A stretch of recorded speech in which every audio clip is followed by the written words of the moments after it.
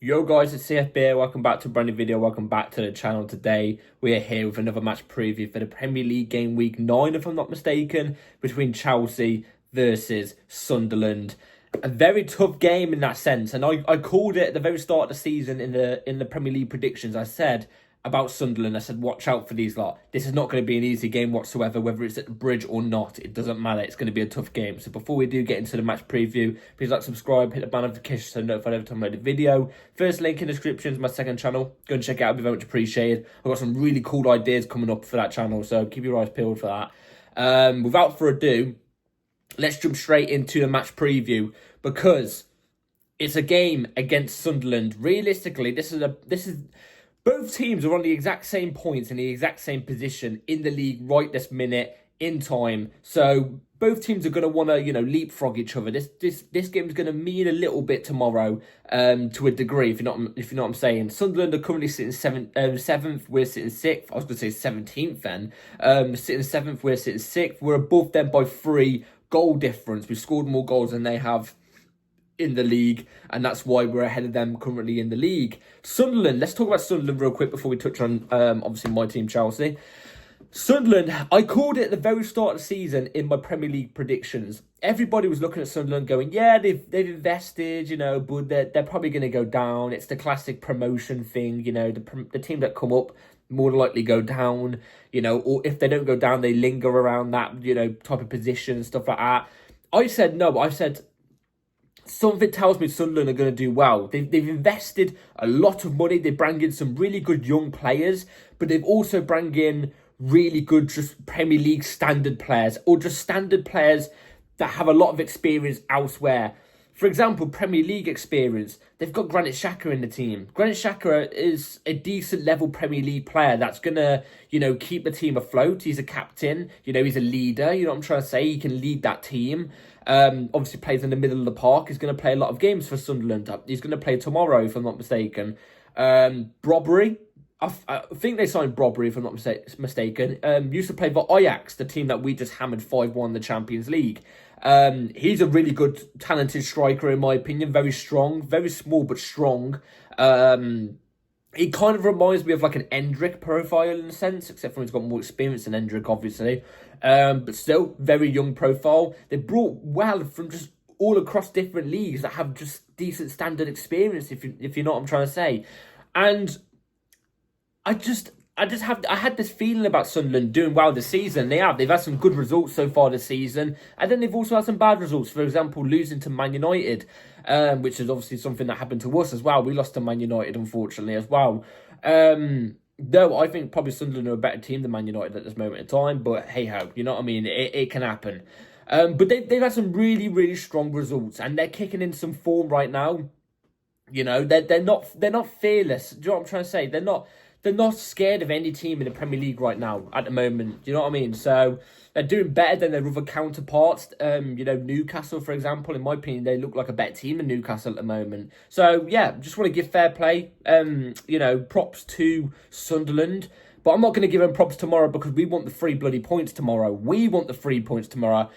If we lose tomorrow, it ruins all the good form we've been on since the Benfica game, because obviously the Benfica game was the game where we started to kick into form now. You know what I'm trying to say? We won against Benfica, then we beat Liverpool. Then, we've gone on a run since then. I can't remember the games off by heart, but we've gone on a run of games since then, and we're looking a little bit better. The Ajax game, in my opinion, was my favourite game I've watched from Chelsea so far this season, where we actually looked convincing and we deserved to win the game. We looked convincing before the red card that Ajax got, by the way. Thank God we didn't get a red card. We reverse Uno'd it, you know what I'm saying?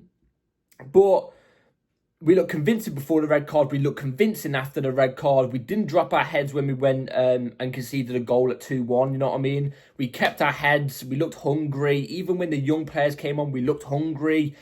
It was a perfect game, in my opinion, a perfectly managed game from Enzo Maresca, in my opinion, as well. And it's good to see that he's coming to light with some of these players in a way, because I'm going to mention 2 players that have to start for Chelsea Football Club tomorrow. And they're going to be in my 11, obviously, when I give my 11 thoughts in a second. Prepare, because these 2 names are going to be in there. I'm not going to mention any other name, because obviously you save that for the mystery. But Marc Guiu and Esteavo Willian have to be in the team tomorrow. I don't care. Esteavo Willian is on some serious form. He scored a goal against Liverpool. The game later, which was international break, he goes and scores 2 goals for Brazil. And then the first game back he plays not in the Premier League, but in the Champions League, starting, he gets a goal and an assist. He's on some serious firing form right now. He's looking confident. He nearly scored a bicycle kick against Ajax. He's looking really confident. We need a player with his confidence and his fearless ability right now in the team. We need that. Whether he's playing down the middle or on the right, we need that right now. And Marc Guiu. I'm sorry, Marc Guiu right now is on more form than João Pedro. João Pedro just got to suck it up, swallow it, pause, and sit on the bench.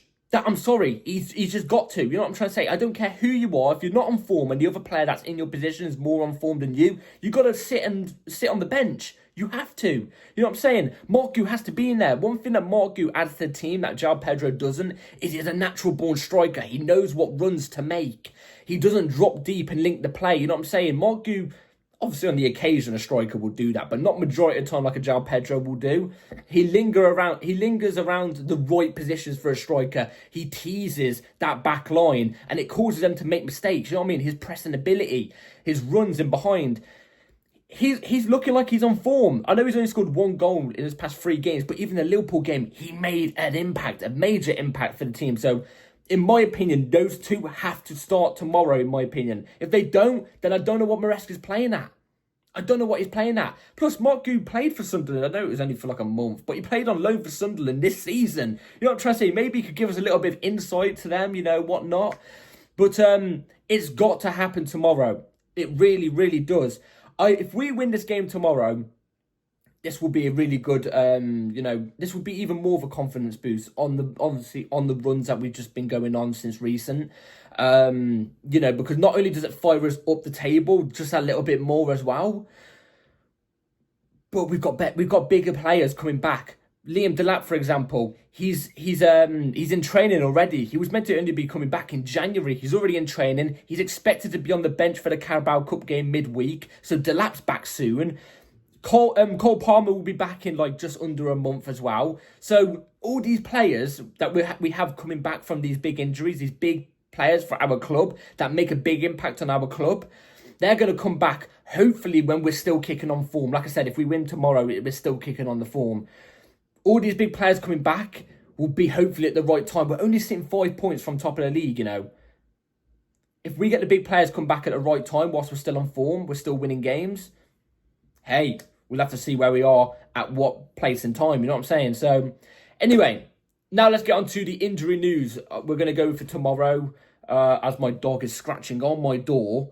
Like I said, Liam Delap is coming back. He's not going to be on the bench tomorrow. I think it's too soon.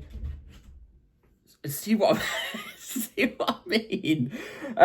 But yeah, he's not going to be back in time. Cole Palmer, again, he's not going to be back yet. Everything else, injury news is the same. We've got no new injuries. Everybody else that's been injured, like Badiashile, Cole Palmer, Delap, still out injured just for now. So now let's move on to 11. I'll go for tomorrow's game. So the lineup I'm going to go for tomorrow is going to be right here on the screen. I'm going to go Robert Sanchez in goal, Marco Cucurella left back, Inversion into midfield, Reece James right back, right centre back. Obviously, this is the formation, this is the system we play. These 2 are essential to that, so they have to play. Reece James didn't make an appearance against Ajax, which is unfortunate because obviously the last time we played Ajax before, obviously the last time, if you're not mistaken, was 2019, and he scored the 4th goal to make it 4-4, and it went berserk. You know what I mean? Limbs. It was unfortunate we couldn't see a a rectification of that, you know what I mean? A recreation of that, you know what I mean? But I'm expecting him starting tomorrow against Sunderland. I'd have Tosin and Chalobah, obviously, as the 2 centre-backs. I wouldn't mind if you said Achiampong. I actually wouldn't. But I just want to go with more experience in that back line. So I'm going to go Trev and Tosin. I know Trev's been off form. I get it. I'm a big fan of Trev as well. I can perfectly admit he's off form. But I just want to go with these 2 at the back because I just think, I don't know. I'm just going to go with it and try and stay safe. That's all, because all it takes is one bad game for Achiampong and his confidence is down the bin. You know what I'm saying? He's still very young. You gotta realise that. I'm going to go Enzo Fernandez, Caicedo, double pivot. I'm going to rest Romeo Lavia here. Hopefully he makes an appearance later on in the game. Yes, I do agree. But if you start him straight away, imagine if he picks up something. You know what I mean? I'd rather, we just do Enzo Caicedo, which we've done so much times, and they're both fit and available, and both don't have serious injury concerns like Lavia, and play Lavia more towards the back end of the game. You know what I mean? Just slowly ease Lavia in. I don't know how many times I have to say this, but do that. Enzo obviously pushing up forward when Cucurella is into midfield. Caicedo obviously staying in that position. Caicedo self-explanatory, obviously. Enzo, I'm a bit sceptical on. I'm still yet to see Enzo fully flourish on what he needs to do. But he is slowly getting better this season, so that's good. Hopefully it's just a bit of bad form at the start of the season. I'm going to go with Gittins, Esteavo, Neto and Marc Guiu as the forward line. Gittins I'm going to go with. I didn't mention how well Gittins actually did in the last game, by the way. I thought Gittins was actually very impactful against Ajax. You know what I'm trying to say? And let's hope we can carry this on. I think he adds more than what Garnacho does, personally. He's got more speed than Garnacho. If he beats a man, you can expect him to actually, progress forward after beating his man because he's got the pace to beat a man. Do you know what I mean? So I'm going to go with Gittins. Let's hope he can continue that form. I get it, there's a big difference between Eredivisie, Champions League nights, and then Premier League, Sunderland. I get it. But I've got trust in Gittins, man. I've got trust in him. So I'm going to go with Gittins out on the left, Neto out on the right. Neto obviously was at risk against Ajax. The game before Ajax, he was on great form. You know what I mean? He got a goal and an assist in that other game. He's been looking really good, really sharp. He's going to be even more sharper now because he's had a game rest. Let's play Neto out on the right. His creativity he adds to the team is quite big as well. Esteval down the middle. I still get a little bit worried when I talk about Estevan in the 10 because how lightweight he can be. But you see it even in the Ajax game where when teams are trying to bully him off the ball, he still just keeps standing somehow. You know what I'm trying to say? He's got that Messi gene in a sense where you just keep kicking him down. He won't stay down. Do you know what I mean? So I've got no problem in that in a sense. He's on firing form, like I said at the start of the video. He's on firing form. Esteval has to be in. Marc Guiu as well. What he adds to the team, he's a natural-born striker. Let's play a natural-born striker there. That's the team lineup I'm going to go for tomorrow. Let's hope this is the team lineup for tomorrow. And let me know your thoughts down below in the comments. So, score predictions tomorrow. Chelsea versus Sunderland. Last time we actually played Sunderland, I don't know if I mentioned it in the video, I can't remember now, I can't remember 15 minutes ago. Last time we played Sunderland was all the way back in 2017, which was the last time we won the Premier League. It was in the last game of the season, we played Sunderland at the Bridge, funny enough, and we beat them 5-1. It was John Terry's last game in the Premier League, and also we ended up lifting the Premier League trophy in that game. We obviously won the Premier League a couple games prior to lifting it on the last game of the season, but we lifted it on the last game of the season after a good win and a convincing win against Sunderland. All the way back in 2017, man. That's like 8 years ago, 9 years ago. That's crazy. Last time we won the Prem. I want it so bad now. Anyway, do I think it's going to be 5-1 again? No, I don't think it will be. But I think Chelsea are going to go and get a win tomorrow. I don't think it's going to be convincing. I think there's going to be parts in the game tomorrow where we are going to struggle because Sunderland are a good side. I don't know how they're going to play against us. Usually these type of teams come to the Bridge and usually stay with a low block, but I don't really expect them to low block, but I don't expect them to attack us in a sense. I don't know. But I'm expecting a win for Chelsea tomorrow, and a good win in a sense. I think it's going to be Chelsea 3, Sunderland 1. That's what I'm going to go with. We won't keep a clean sheet, but I think it'll be very important for us to get the first goal, in my opinion, tomorrow. So, that's it for today's video, guys. Hopefully you've all enjoyed. Please like, subscribe. See you all. It will be more than an hour after the game tomorrow because I will be sleeping as I've got work tonight. So I might wake up, rewatch the game, and then give you the match reaction. So keep the bell notification on so you're notified for my match reaction. And I'll see you all tomorrow. Take care. Let's get the win, Chelsea. Peace.